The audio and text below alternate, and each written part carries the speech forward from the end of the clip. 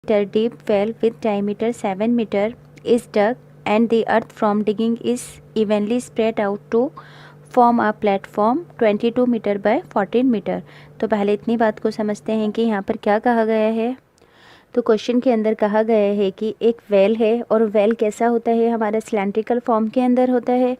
इस वेल की जो हाइट है 20 मीटर है, यानी कि वेल को 20 मीटर डीप कहा गया था। तो डीप ऐसे ही होगा अंदर की साइड से इसकी गहराई, यानी कि इस वेल की हाइट, और डायमीटर इस वेल का 7 मीटर है।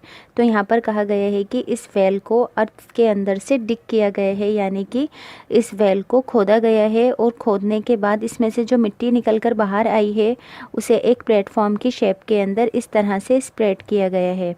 और इस प्लेटफॉर्म का यहाँ पर डायमेंशन भी दिया गया है 22 मीटर बाय 14 मीटर। तो अब जब हम इस मिट्टी को इस प्लेटफॉर्म की शेप के अंदर स्प्रेड करेंगे तो ये मिट्टी ऊपर की साइड से थोड़ी थोड़ी सी उठ जाएगी। तो ये क्या बन जाएगा, हमारा एक क्यूबॉइड की फॉर्म के अंदर आकर बनेगा। तो मिट्टी को जब हम प्लेटफॉर्म की शेप में रखेंगे वो थोड़ी सी ऊपर की साइड उठेगी, तो ये एक हमारा क्यूबॉइड बनेगा। और इस क्यूबॉइड के डायमेंशन यहाँ पर हैं। पहले वाला हमेशा जो डायमेंशन होता है लेंथ होता है, सेकंड होती है ब्रेथ, और लास्ट का माना जाता है हमारी हाइट।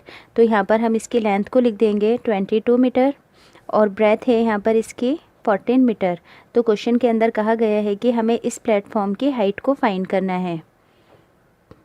तो यहाँ पर हमें सबसे पहली चीज़ क्या ध्यान रखनी है कि जब इस वेल के अंदर से मिट्टी निकालकर इस प्लेटफॉर्म को बनाया गया था, तो इसका मतलब क्या होगा कि इस वेल का जो वॉल्यूम होगा और इस प्लेटफॉर्म का जो वॉल्यूम होगा वो एक दूसरे के इक्वल होगा, यानी कि सिलेंडर का और क्यूबॉइड का वॉल्यूम यहाँ पर एक दूसरे के इक्वल होगा। तो हम क्या करेंगे कि इन दोनों की वॉल्यूम के थ्रू हम अपनी क्यूबॉइड की हाइट को फाइंड कर लेंगे।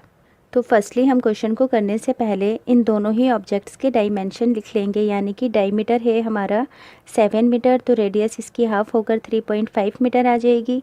हाइट ऑफ वेल क्या है यहाँ पर हमारी 20 मीटर। अब ऐसे ही डायमेंशंस ऑफ क्यूबॉइड है, लेंथ 22 और ब्रेथ 14 मीटर।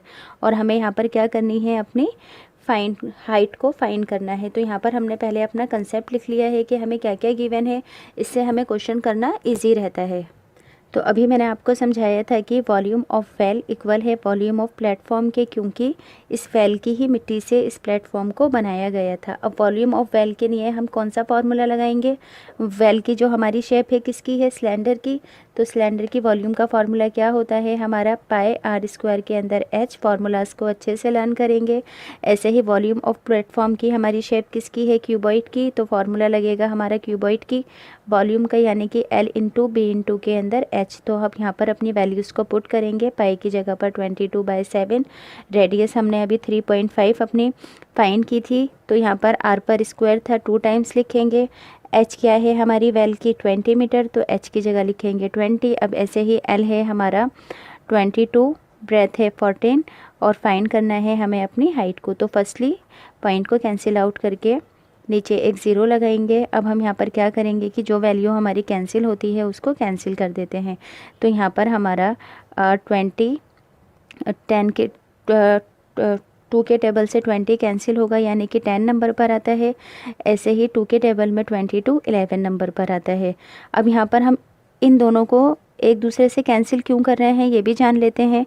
जब एक वैल्यू हमारी इक्वल की इधर होती है और एक इधर की साइड होती है, तो यहाँ पर ये हमारा 2 के टेबल से दोनों आपस में कैंसिल आउट हो जाते हैं। ऐसे ही हम यहाँ पर कर रहे हैं।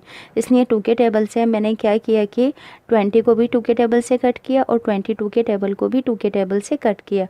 अब ऐसे ही यहाँ पर हमारा आ जाएगा 11, 2 के टेबल में 11 पर आता है, और यहाँ पर आ जाएगा हमारे पास 7। अब यहाँ से हमारा 7 1 सा 7, 7 5 सा 35। अब ये कट होगा हमारा 5 1 सा 5, 5 2 सा 10, और ये कट होगा हमारा 5 7 सा 35, 5 2 सा 10। अब ये 2 1 सा 2, 2 10 सा 2 5 सा 10। अब यहाँ पर ये 7 इस वाले 7 से हमारा कैंसिल आउट हो जाएगा। अब ऐसे ही हमारे पास क्या बचता है नीचे की साइड 2। अभी हमारा ऊपर की साइड इस 11 से ये वाला 11 भी कैंसिल आउट हो रहा है, तो यहाँ से भी हम इन दोनों 11 को आपस में कैंसिल आउट कर देते हैं।